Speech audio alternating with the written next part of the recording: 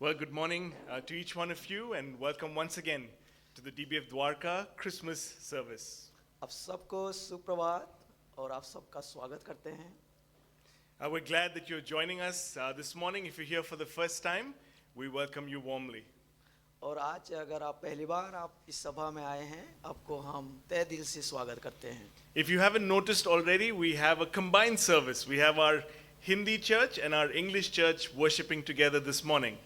अगर आपने ध्यान दिए होंगे तो यहाँ हमारा दो सभा चलता है, अंग्रेजी में और हिंदी में। And I'm glad to have Pastor Manoj up here with me. His throat is a little bit bad, so I'm going to do all the shouting, and he's going to try and translate for me. Do you want to say that? Can you hear me? So, just for you to know, if you've never been here before, our English service usually meets here on Sunday mornings at 10 a.m. और यदि आप आज पहली बार हैं, इसीलिए मैं आपको बताना चाहता हूँ कि हर इतवार के दिन में रविवार को सुबह 10 बजे हम यहाँ मिलते हैं। And the Hindi church also meets in the school, but in a classroom on the ground floor at the same time at 10 in the morning. और सुबह 10 बजे संडे इतवार के दिन में हिंदी सभा भी होता है, लेकिन वो पहले मंजिल में होता है। And our Sunday school is a combined Sunday school, which is why they all sang some songs together. और जो संडे स्कूल है ये दोनों सभाओं के बच्चों को मिला के है। And so you're welcome to join us every Sunday. और हर संडे हर इतवार को आपको हम स्वागत करते हैं कि इन सभाओं में आप आए। Now, following the service this morning, we have a lunch, and we invite you to join us for that as well. और आराधना के बाद आज हमारा मध्याह्न का भोजन है। And I think everybody looks forward to a good Christmas lunch fellowship that we're going to have together. It's not going to be in the basement. We'll go outside and we'll sit in the sun also, and we'll enjoy some time out there together. और हर Christmas के समय में हर एक का उम्मीद होता है कि एक आराधना के बाद एक अच्छा भोजन हो, तो हमारा जो मध्याह्न का भोजन है यहाँ नहीं होगा, बाहर में होगा, सूरज की किरण अगर होगा तो। And it's free. और याद रखें ये संपूर्ण रूप से मुफ्त भोजन है। You like that? आप पसंद करते हैं? Yeah, if you want to contribute, you can always do that, but don't leave and miss the lunch fellowship that we have. आराधना के बाद भोजन है, कृपया कोई भी बिना भोजन के ना जाएं। यद्यपि ये मुक्त भोजन है, लेकिन आप अगर कुछ उसमें साझा करना चाहते हैं तो स्वागत है। What a wonderful time we've had together of worship. So many songs, in Hindi from the children and from the congregation, in English as well, and the kids' presentation. Just a great time of worship this morning. आज सुबह से क्या ही खूबसूरत लम्हा है जो हमारी अलग अलग कार्यों में हम देखे, कई सारे हिंदी गानों में, कई सारे अंग्रेजी गाने हमने देखा। बच्चों का कितना सुंदर यहाँ पर प्रेजेंटेशन था। And we will have 2 more songs in closing, but before we do that, we want to spend a few minutes looking into God's word. और इसके पश्चात भी हमारा और भी कुछ गीतों के द्वारा हम प्रभु की स्तुति करेंगे, लेकिन उससे पहले हम परमेश्वर के वचन की ओर जाएं। And so I'm going to pray, and then I'll ask Pastor Manoj to read the scriptures for us in Hindi. हम प्रार्थना करेंगे, उसके बाद हम वचन में जाएंगे। Father, we thank you, Lord, for this morning and for this wonderful time of fellowship here together. We pray, Lord, that you would bless this time now as we look into your word, and that you would help us to receive it and understand it, and then go and live in accordance with it in the days that are ahead of us, Lord. In Jesus' name I pray. Amen. आमीन।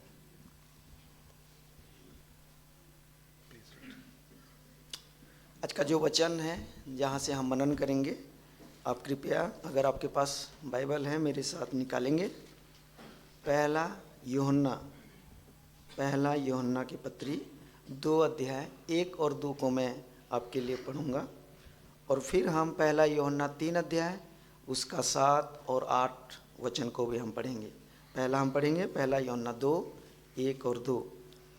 हे मेरे बालकों, मैं ये बातें तुम्हें इसीलिए लिखता हूँ कि तुम पाप ना करो, और यदि कोई पाप करे तो पिता के पास हमारा एक सहायक है, अर्थात धार्मिक यीशु मसीह, और वही हमारे पापों का प्रायश्चित है, और केवल हमारे ही नहीं वरन सारे जगत के पापों का भी। पहला यूहन्ना उसका 3 अध्याय 7 और 8 वचन।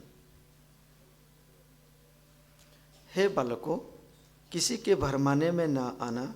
जो धर्म के काम करता है वही उसकी नई धर्मी है। जो कोई पाप करता है वो शैतान की ओर से है, क्योंकि शैतान आरंभ ही से पाप करता आया है। परमेश्वर का पुत्र इसीलिए प्रकट हुआ कि शैतान के कामों को नाश करे। All right, thank you. So those are our references for this morning. The title for this sermon is Three Christmas Presents or Three Christmas Gifts. और आज का यही है वचन जहाँ से आज हम कुछ समय मनन करेंगे। और आज का जो संदेश का जो शीर्षक है वो 3 क्रिसमस उपहार के बारे में है। Which is a title taken from the readings we have been doing from the beginning of December, the Advent readings. और हम इससे पहले जो शीर्षक हम लिए हैं, हम पिछले दिनों से कुछ वचन को हम अध्ययन करते आ रहे हैं। And the sermon also is taken from the notes from the reading for today. और जो वचन हम पढ़ते आ रहे हैं, जो आखिरी क्षण है, वहीं में से आज का ये शीर्षक है। So yesterday, day 24, if you read it or if you were part of the worship services that we had in life groups, you would have seen that there were 2 purposes of the coming of the Lord Jesus Christ. पिछले दिनों से जो हम Christmas का पहले से जो Christmas की जो वचन है हम पढ़ते आ रहे थे, कल हमारा 24वें दिन का था। और वहाँ हमने जो लाइव ग्रुप है वहाँ भी हमने यीशु मसीह का जो आने का 2 उद्देश्य है उसके बारे में भी हम देख रहे थे। Jesus came to give us victory over sin. और 2 उद्देश्य में से सबसे पहला है यीशु मसीह इसीलिए आए ताकि पाप से हमें विजय दे सके। And he did that by destroying the works of the devil. और उन्होंने ये काम कैसे किया? शैतान की कार्य को नाश करके। And then he also came to be the atoning payment for our sin. और दूसरी बात हम देखते हैं कि यीशु मसीह इसीलिए आए ताकि हमारे पापों का प्रायश्चित कर सके। So that if and when we fall into sin, we are under God's enduring grace and forgiveness and mercy. यदि हम अपने जीवन में पाप में गिर जाते हैं, फिर भी परमेश्वर का जो हमेशा कायम रहने वाला जो दया है उसके अधीन में हम होते हैं। That's amazing, isn't it? That's why we call it the gospel, the good news. क्या ये अद्भुत बात नहीं है? इसीलिए तो ये सुसमाचार है, शुभ संदेश है। And so what I want to do this morning is to keep that in mind and say, okay, so what difference does it make to my life every day? और आज के इस जब वचन को हम मनन कर रहे हैं, आप अपने दिल और दिमाग में इन बातों को ठाने हैं कि आज के दिन में मेरे लिए क्या मायने रखता है, क्या मतलब है ये। If God has given me victory over sin, यदि परमेश्वर ने मुझे पाप से विजय दी है, and he continues to show me grace and forgiveness and mercy, और आगे को भी वो लगातार मुझ पर अपनी करुणा और दया दिखाते रहेंगे, then how should I now live? तो मुझे कैसे जीवन जीना चाहिए? And so we want to look at those 3 implications, and we want to think about it in terms of 3 gifts that God has given to us. और आज हम उन 3 विषयों को देखेंगे जो क्रिसमस में 3 उपहार के रूप में प्रभु ने आपको और मुझे दी है। Okay, you ready? So we look at the first one. Gift number 1. You like gifts, right? Christmas week. You all got your gift today? मुझे आशा है आप सब तैयार हैं? Yes? तैयार हैं आप सब उपहार के लिए? आपको गिफ्ट मिला, कुछ मिला? अभी तक नहीं? क्रिसमस में कुछ तोहफा मिला आप लोगों को? घर जाके खोलोगे? Right? Okay, so we look at this first one over here. Gift number 1. We have a clear purpose for living. Christmas का जो 3 उपहार है उसमें से पहला उपहार ये है कि हमारे जीवन में एक स्पष्ट उद्देश्य होना चाहिए। We don't have to continue living under sin, but we have a new purpose for our lives. हमें लगातार अपने पापों में जीने की जरूरत नहीं है, क्योंकि हमारे पास जीने के लिए एक स्पष्ट उद्देश्य है। So in 1 John chapter 2 verse 1, in the beginning it says, "My little children," so John is writing, he says, "I'm writing these things to you so that you may not sin." आज जैसे हमने पहला यूहन्ना 2 अध्याय 1 आयत को जो हमने पढ़ा था, उसमें ऐसा लिखा है, हे मेरे बालकों, मैं ये बातें तुम्हें इसीलिए लिखता हूँ कि तुम पाप ना करो। But let's put it positively, all right? And I want to take you to the command that Jesus gives us in 1 John chapter 3 verse 23. हम इस बात को सकारात्मक दृष्टि से देखें जो यीशु मसीह ने हमें आज्ञा दी है। And he says this, he says, "And this is his commandment." और ये उनकी आज्ञाएं हैं that we believe in the name of his son Jesus Christ कि हम यीशु मसीह पर विश्वास करते हैं and that we love one another और हम एक दूसरे से प्रेम रखते हैं just as he commanded us. जैसा उन्होंने हमें आज्ञा दी है। And I want you to notice over here, it's one single commandment एक जो आज्ञा है that has two parts. और उसके अंदर दो भाग है। Believe in the Lord Jesus पहला है यीशु मसीह पर विश्वास करें and love one another. और दूसरा भाग है एक दूसरे से प्रेम रखें। That's the Christian life. और यही है मसीह जीवन That's the purpose for your life. और यही है हमारे जीवन का उद्देश्य। You know, sometimes we wonder, what is the purpose for my life? कई बार हम सोचने लगते हैं कि मेरे जीवन का उद्देश्य क्या है। Jesus gives you the purpose for your life. यीशु मसीह आपको जीने का उद्देश्य देते हैं। Believe in Jesus यीशु मसीह पर विश्वास करें and love one another. और एक दूसरे से प्रेम रखें। Now let's just talk about that for a moment. आइए हम इस बात को थोड़ा सा गहराई से सोचें। You know, to believe in Jesus doesn't mean simply to agree with his words. अब यीशु मसीह पर विश्वास करने का ये तात्पर्य नहीं है, ये मतलब नहीं है कि उनकी शब्दों को, उनकी बातों को मानसिक रीति से आप उसमें सहमत होते You हैं। know, some of us, we love the words of the Bible. We love the words of Jesus. हम में से कई जन हैं जो परमेश्वर का वचन को बहुत प्रेम करते हैं, यीशु मसीह की बातों को बहुत प्यार करते हैं, But we don't really follow him. लेकिन कई बार हम उसको अपने जीवन में लागू या अनुसरण करने में चूक जाते हैं। That means that we don't really believe in him. इसका मतलब ये है कि हम संपूर्ण रूप से यीशु पर विश्वास नहीं करते हैं। You know, when my wife and I got married, and you and your wife got married, मैं अपने पत्नी के साथ जब मेरा शादी हुआ, we made vows to each other when we stood in the church. Beautiful occasion, you know, we stood over there, everybody was gathered, and we made promises to each other. और शादी के माहौल कितना खूबसूरत होता है, वहाँ पर हम एक दूसरे को वादे देते हैं। But we didn't just make the promises and then go to our own homes. और हम उन वादा करने के बाद हम अपने अपने घर नहीं चले जाते हैं। We said, okay, I'm going to trust your promises to me. और हम ये नहीं कहते कि हाँ मैं आपके वादे पर भरोसा रखता हूँ, And we started living together and building our own home. लेकिन हम उस वादे के तहत हम जीने लगते हैं We trusted the words of each other. और हम एक दूसरे की बातों पर विश्वास और भरोसा करते हैं। You know, too many people, listen to this carefully, too many people, they like what Jesus says, but they don't want to follow him. आज के समय में कई सारे लोग हैं जो यीशु मसीह की कही हुई बातों को बहुत पसंद करते हैं पर उस पे चलते नहीं हैं। And they say Jesus was a great teacher, he was a good man. और कई बार वो बोलते हैं कि यीशु मसीह एक महान व्यक्ति हैं, एक अच्छा शिक्षक गुरु हैं, But they don't follow him. और असलियत ये है कि वो यीशु की बात के अनुसार नहीं चलते। And if you say you believe in Jesus or you say you trust in Jesus, it means that you follow what he says in his word. यदि आप कहते हैं कि मैं यीशु पर विश्वास करता हूँ, भरोसा करता हूँ, तो इसका मतलब ये है कि जो वो बोलते हैं उसी के अनुसार हम करते भी हैं। Otherwise, you are someone who only likes the wedding day, but you don't like the marriage. और ऐसा होगा कि वो शादी का दिन होगा लेकिन विवाह में आप सहमत नहीं होते हैं। To believe in Jesus means to trust in him and follow his commandments, to follow his word. यीशु मसीह पर विश्वास करने का मतलब है उन पर भरोसा करते हुए उनकी आज्ञाओं पर हम चलें। And the second part of the commandment is that we would love one another. और आज्ञा का दूसरा हिस्सा जो है हम एक दूसरे से प्रेम रखें। You know, the world is filled with so much of hate, और दुनिया आप जानते हैं ना कई सारे नफरतों से भरा हुआ so है, much anger, bitterness, jealousy, envy. कई सारे गुस्से, पूरी दुनिया में हम देखते हैं नफरत है, गुस्सा है, कड़वापन है। And we as followers of Christ are called to love one another. और मसीह होने के नाते प्रभु ने हमें ये आज्ञा दी है We- ताकि हम एक दूसरे से प्रेम We're रखें। called to be different from the world in the way we treat other people. प्रभु हमसे यही उम्मीद रखते हैं कि संसार से हम अलग सा दिखाई दें। And the way we serve people, the way we care for people, the way we give to people is the way we communicate love. और हम दूसरों की सेवा करने के द्वारा, दूसरों की मदद करने के द्वारा हम अपने प्रेम को उन पर प्रकट करते हैं। You can't say you love people if you don't do anything for them. ये नहीं कह सकते हैं कि मैं आपसे प्रेम करता हूँ और उसके बाद आप उनके लिए कुछ नहीं करते हैं। And so Jesus, his commandment is very clear and he gives us a purpose for our life. He says, believe in me and love one another.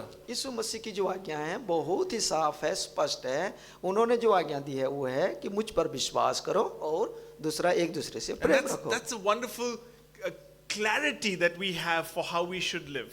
और ये अद्भुत तरीके का स्पष्टीकरण है जो प्रभु ने हमें दी है ताकि उसके अनुसार हम जीवन जी सकें। It's not easy, ये आसान नहीं है, but it's clear. लेकिन ये साफ है। You don't have to wonder what is the purpose for my life. आप ऐसे नहीं सोचते रहेंगे कि मेरे जीवन का उद्देश्य क्या है। At Christmas, Jesus came to give us a clear purpose for our life. और क्रिसमस का सही मायने ये है कि यीशु मसीह इसीलिए आए ताकि हमें जीने के लिए एक स्पष्ट इरादा, एक उद्देश्य दे Now the सकें। second gift, let's talk about the second gift. और आए हम दूसरी जो उपहार है उसके विषय में देखें। The second gift is this: we have a sure hope that our failures will be forgiven. और हम उन पर उम्मीद करते हैं कि आने वाले समय में जो हमारा विफलता है उसमें हमारी विफलताओं को माफ करें। If you're honest, one of the realities of life, of the Christian life, is that it is difficult, isn't it? It's hard. और यदि आप ईमानदार हैं तो इस बात में आप सहमत होंगे कि मसीही जीवन इतना आसान नहीं है। In fact, there will be many failures along the way. हमारे जीवन में कई सारी विफलताएं होती हैं And sometimes we feel like giving up. और कई बार हमें ऐसा लगता है कि हम छोड़ दें। But what is it that keeps you going every day? What gives you the strength to go on every day? ऐसा कौन सी बात है जो आपको आगे बढ़ने में मदद करता है? You know, I think about myself and, I can have some really bad days. और मैं जब अपने बारे में सोचता हूँ कि कई बार मेरे साथ बहुत बुरा होता है। And when you have a bad day, what do you need the most? और जब आपके साथ बुरा होता है तो आप क्या चाहत रखते हैं, क्या उम्मीद रखते हैं? Maybe you have a close friend that says, "Arey, don't worry. It's okay. It's all going to be fine." और आप इस प्रकार की उम्मीद रखते हैं कि आपके जो बहुत ही नज़दीकी दोस्त हैं वो आपके पास आकर के कहे कि परेशान मत होना, सब ठीक हो जाएगा। Maybe you failed miserably and you've done something that's just terrible, but the friend is there and he sticks close to you. और कई बार आपके साथ बहुत ही बुरा होता है आपके जीवन में, लेकिन ऐसे हमारे दोस्त होते हैं जो हमारे साथ कंधे पर कंधे मिला के खड़े होते हैं और हमारी सहायता करते हैं। Or for me, I know I can go back to my home and my family will still love me no matter what. चाहे मेरे साथ जितना भी बुरा क्यों ना हो, लेकिन जब मैं एक बार अपने घर जाता हूँ मेरे परिवार वही हैं जो मुझे मदद करते हैं। And I know मुझे that प्रेम करते हैं। they can do this day after day. They can it's not that I'm trying to take advantage of it, but I know that they are there for me even tomorrow. और इसका मतलब ये नहीं है कि उसका मैं फायदा उठा रहा हूँ, परंतु मुझे ही उम्मीद है, विश्वास है कि मेरे परिवार मेरे साथ हमेशा खड़े रहेंगे। Now it's the same in our relationship with God, but even greater. और ऐसा ही परमेश्वर के साथ जो हमारा संबंध है इससे कई गुना बढ़कर है। We're able to go on day after day because we know that God's forgiveness is there even tomorrow. हम अपने जीवन में हम इसीलिए आगे बढ़ सकते हैं, हमें उम्मीद है कि हमारा प्रभु हमें मदद करेंगे, हमें क्षमा करेंगे। Because sometimes when you struggle with failure and sin and weakness, we feel like giving up. और कई बार हम जब अपने जीवन में कई सारी चुनौती का सामना करते हैं, कई सारी विफलताओं को देखते हैं, हमें ऐसा लगता है कि मैं हार गया हूँ, टूट गया हूँ। And how many times we've heard of people, some very popular people and even maybe people that are close to us who decided and they gave up on their life. कई बार हम ऐसे बातों को जिक्र करते हुए देखते हैं बड़े लोग, और कई बार हमारे बहुत सी करीब लोगों के मुंह से ऐसे बात सुनते हैं कि ऐसी परिस्थिति में वो हार मान जाते हैं। But we don't have to give up. हमें हार मानने की जरूरत नहीं है। Listen to this verse in 1 John chapter 2 verse 1. I'll read it for you. It says, "My little children, I'm writing these things to you so that you may not sin." But listen to this. "But if anyone does sin, we have an advocate with the Father, Jesus Christ the righteous." हमें हार मानने की जरूरत नहीं है, क्योंकि पहला यूहन्ना 2 उसका 1 में कितना खूबसूरत वचन लिखा है, मैं पढ़ना चाहूँगा। हे मेरे बालकों, मैं ये बातें तुम्हें इसीलिए लिखता हूँ कि तुम पाप ना करो, और यदि कोई पाप करे तो पिता के पास हमारा एक सहायक है, अर्थात धार्मिक यीशु मसीह। You got that? Even if we do sin, we have Jesus who's our advocate. यदि भी हमारे जीवन में पाप हो जाता है, फिर भी हमें हियाब छोड़ने की जरूरत नहीं है, हमारा सहायक यीशु मसीह जो धर्मी है। We live in a world where there's little forgiveness. और ऐसे संसार में हम रहते हैं जहाँ क्षमा का कुछ ही बात है। And this is such good news for us. और ऐसे माहौल में जब हम जीते हैं, आज हमारे लिए सच में कितनी बड़ी सुसमाचार है। This hope in God's forgiveness gives us the courage to go on every day and to keep fighting.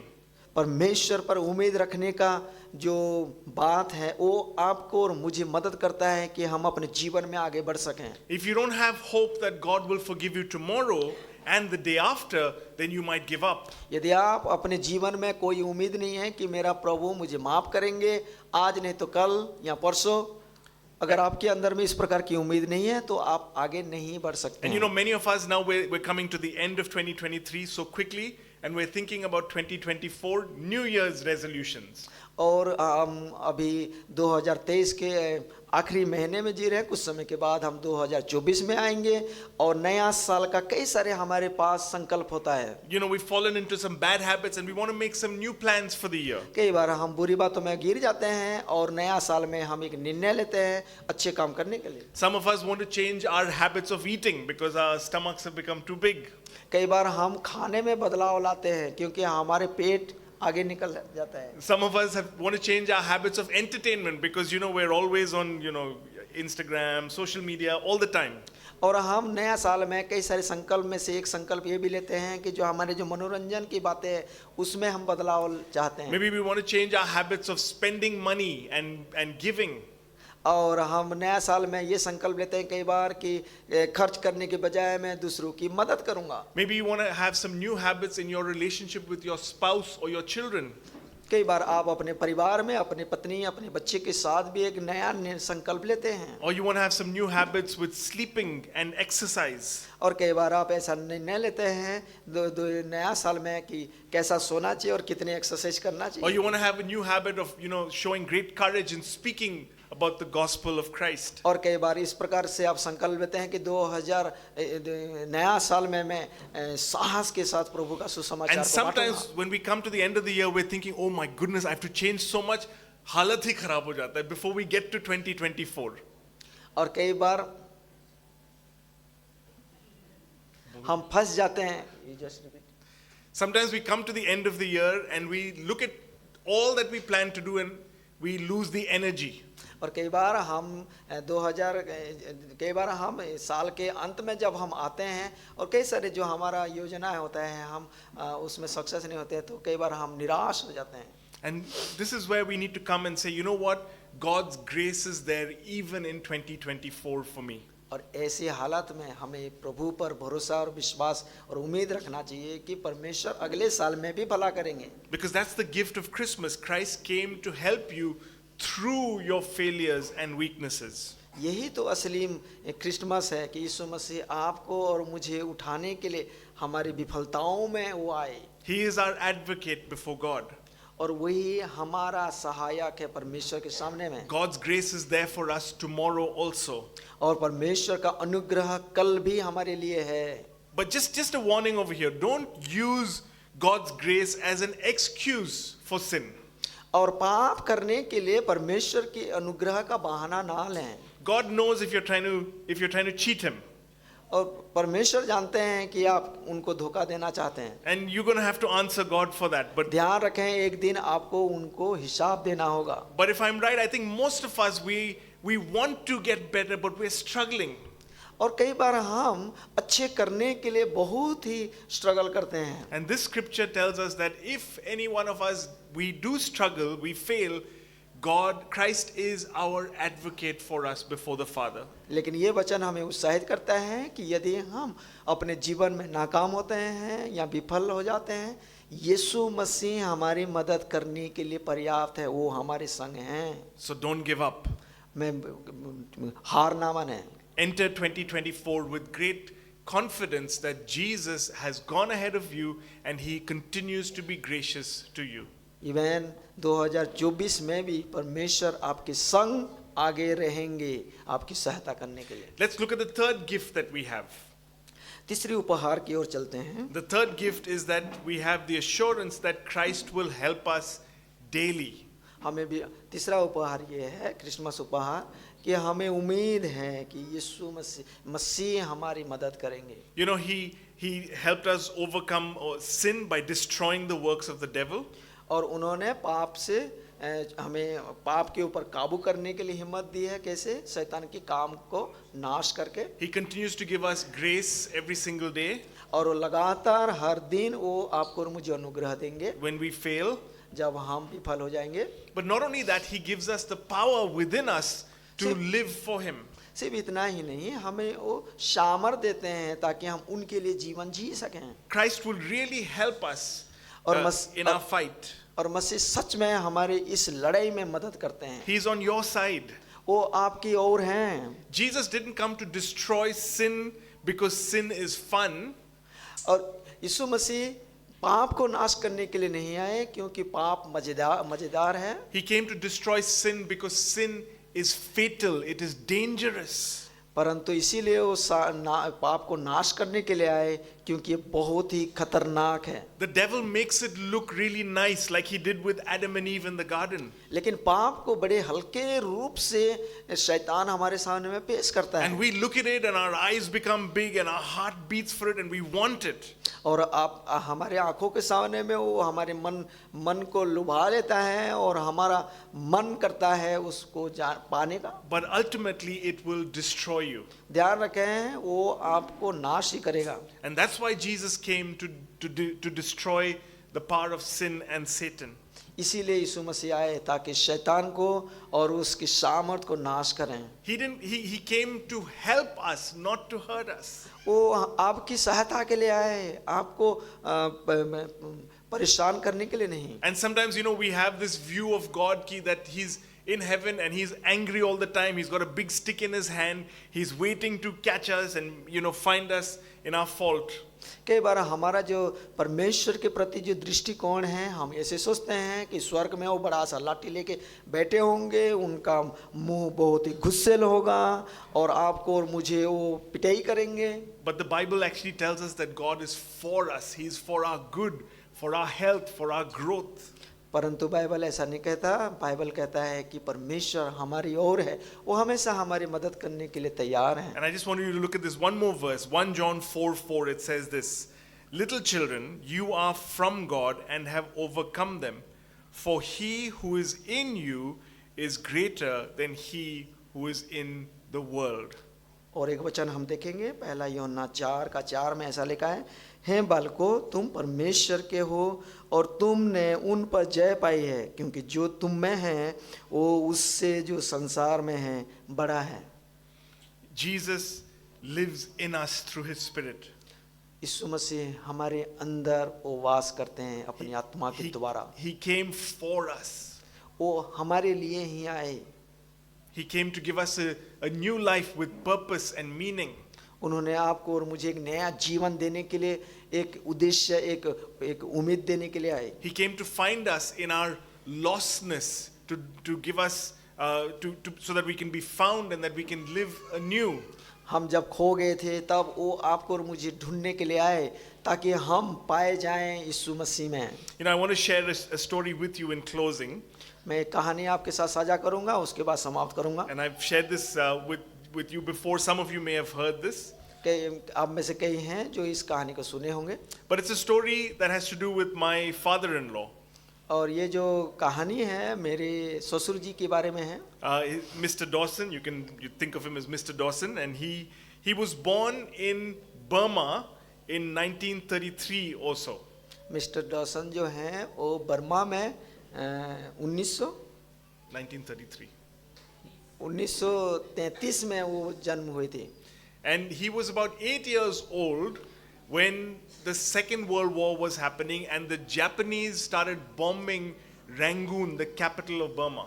और ये उस समय की घटना है, द्वितीय विश्व युद्ध जब चल रहा था उस समय उनका आयु लगभग 8 साल का था और बर्मा का जो कैपिटल है रंगून, वहाँ पर जापानीज लोग जबरदस्त तरीके से बमबारी कर रहे थे। And it was exactly Christmas Day, December 25th, Christmas Day. They all got ready to go to church. और ये उस समय की घटना है, 25 दिसंबर की उन लोग तैयार हो रहे थे ताकि वो चर्च में जाएं। And they never went back home because the bombs started falling on Rangoon.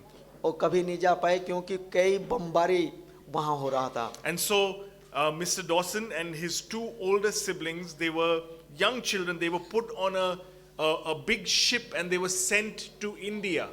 और मिस्टर डॉसन और उनके और जो बहन हैं उनको एक जहाज में बैठाया गया और भारत की ओर उनको भेजा गया। Remember, he was 8 years old. याद रखें कि उस समय उनका आयु 8 साल था। And so they went and they landed in Chennai and they were taken to Bangalore with some other relatives. और फिर वो मद्रास में पहुंचे और फिर बेंगलुरु में वो आए। 1 year later, his parents, who trekked all the way up to Nagaland, came down and met them in Bangalore. और 1 साल के बाद उनका परिवार उनका छानबीन करते रहे नागालैंड की ओर और फिर उन लोग बाद में वो चेन्नई में पहुंचे। Now 71 years later, Mr. Dawson decided to return to Rangoon to see if he could find one of his cousins. और मिस्टर डॉसन जो हैं 71 साल के बाद वो तय किए कि क्यों ना मैं जाऊं और वो जो मेरी बहन है उनको मैं ढूंढूं। And he knew that his cousin Eunice lived somewhere, but he didn't know exactly where. उनको ये पता था कि मेरी बहन जो यूनिस हैं लेकिन उनको एग्जैक्टली ये नहीं पता था कि कहाँ रहते हैं। And so 71 years later, this is about 7 or 8 years ago, he and his wife traveled to Myanmar. Today it's Myanmar. They traveled to Rangoon to see if they could find Eunice, the cousin.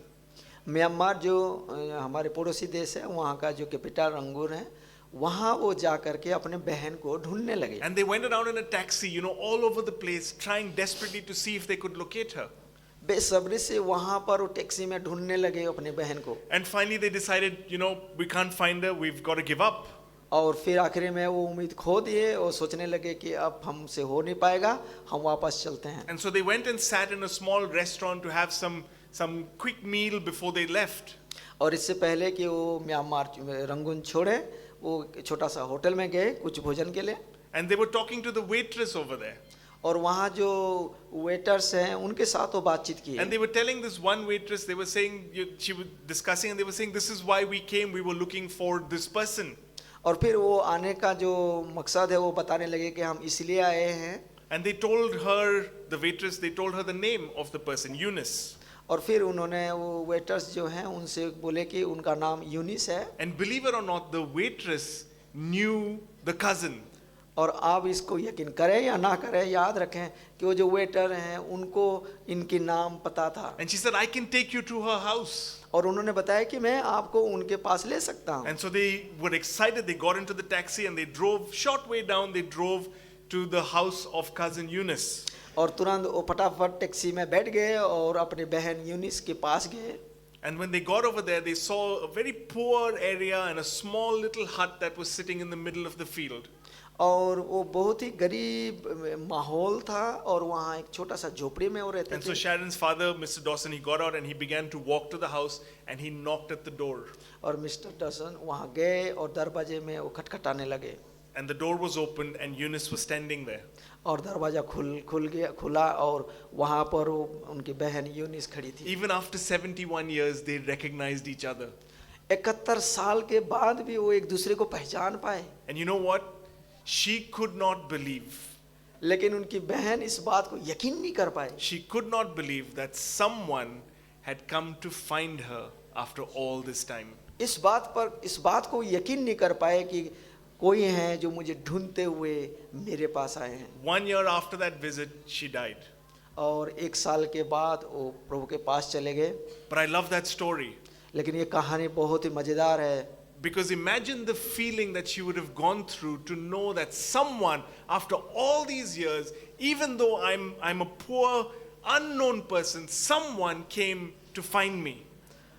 ये उस पल को स्मरण करें कि वो उनके साथ क्या फीलिंग अनुभव हुआ होगा कि मैं ऐसे हालात में ऐसे गरीबी में होने के बाद भी इतने लंबे अरसे के बाद कोई मुझे ढूंढते हुए मेरे पास आया। She was not a special person. She was not a rich person. She was probably not an educated person. She was a very simple lady living in a small village in Rangoon. यद्यपि भी वो ना अमीर थे ना वो ज़्यादा पढ़ा लिखा थे ना वो बड़े अच्छे माहौल में रहते थे, फिर भी वो एक छोटी जगह में रहने के बावजूद भी कोई थे जो उनको ढूंढने के लिए आए। And that's our story, isn't it?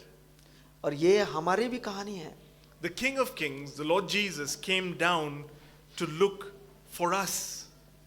राजाओं का राजा वो स्वर्ग को छोड़ करके आपको और मुझे ढूंढने के लिए इस धरती पर आए। We're not big and special and fancy, हम कोई खास और बहुत खूबसूरत नहीं थे, but He came to look for us. फिर भी वो आपको और मुझे ढूंढने आए। And Christmas tells us loud and clear that God is for you. और क्रिसमस बड़ी धूम से ऊंची आवाज से हमें कहता है कि परमेश्वर हमारी ओर है। That He has a purpose for your life, to believe in His Son and to love one another. उनका उद्देश्य यह है कि यीशु मसीह पर विश्वास करें और एक दूसरे से प्रेम करें, And that He gives you hope in the midst of your failures. और हमारे विफलता के बीच में आपको और मुझे उम्मीद देते हैं, And that He continues to live inside of you to help you live for Him. और लगातार वो हम में हो करके हमारी मदद करते The हैं। question is, how will you respond? सवाल यह है कि आज आप इसको कैसे प्रत्युत्तर देते हैं? How would you respond to His love this आप morning? उनके प्रेम को आप कैसे अनुभव करते हैं, कैसे प्रतिक्रिया देते हैं? May God bless you, your hearts as you receive His word. परमेश्वर आपके दिलों में बात करें, आपको आशीष दें। I'm going to ask you to just bow your heads where you are, and I'll ask Pastor Manoj to say a short prayer for us in closing. But just take a moment to think about what you've heard this morning, and then we'll pray, and then we'll have some more singing.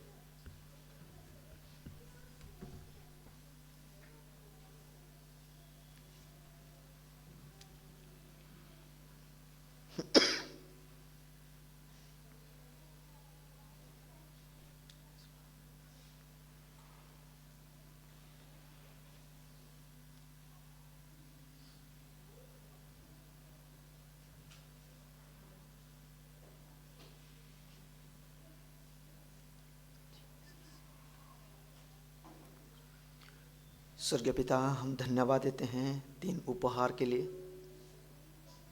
आपके बगैर हमारा जीवन में कोई मकसद ही नहीं था।